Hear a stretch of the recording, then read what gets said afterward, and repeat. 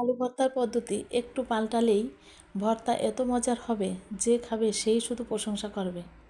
এখানে আমি নিলাম মাঝারি সাইজের আলু। আলুগুলোকে আমি লম্বালম্বিভাবে কেটে নিয়েছি।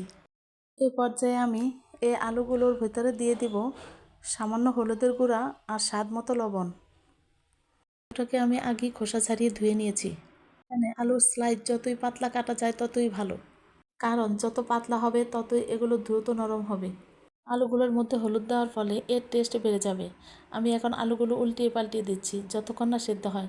এগুলো সেদ্ধ হয়ে গেছে, এবার তুলে নেব। এবার ওই কড়াইতে দিয়ে দিব আরও কিছু উপকরণ। একটা টমেটো 4 ভাগ করে এখানে দিয়ে দিব। দিয়ে দিব কিছু রসুনের কোয়া। রসুনগুলোকে আগে আমি খোসা ছাড়িয়ে রেখেছি। দিয়ে দিব কয়েকটা কাঁচামরিচ, শুকনো মরিচ, সেদ্ধ ডিম।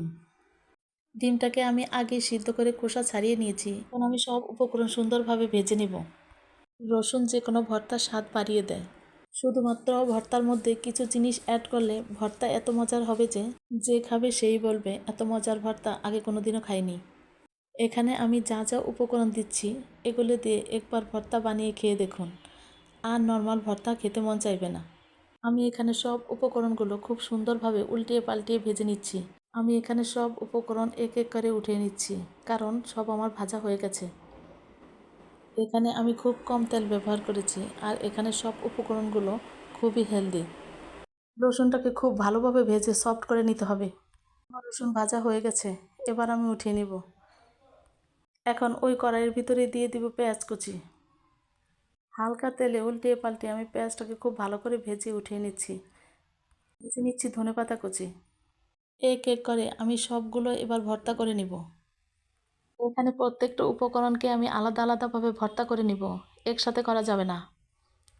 এই ভর্তার জন্য সব কিছুকে ভেজে নিতে হবে, কোনো কিছু কাঁচা রাখা যাবে না, তাহলে এর স্বাদ ভালো হবে না। আমি এক এক করে সব ভাজা উপকরণকে মেখে নিচ্ছি। দেখুন সবগুলো উপকরণ কত সুন্দর সিদ্ধ হয়েছে। এগুলো ভাজার জন্য সরিষার তেল ব্যবহার করা যাবে না, এখানে রান্নার সাদা তেল ব্যবহার করতে হবে, তাহলে ভর্তার স্বাদ পারফেক্ট হবে। সামান্য কিছু উপকরণ ভর্তার সাথে অ্যাড করলে সাধারণ আলু ভর্তা যে এত অসাধারণ হয় তা এই ভর্তাটা না খেলে বুঝতেই পারবেন না। এই ভর্তাটা এতই সুস্বাদু যে জিভে জল চলে আসবে। এইভাবে একবার ভর্তা বানিয়ে খেলে আপনি এই ভর্তার ফ্যান হয়ে যাবেন।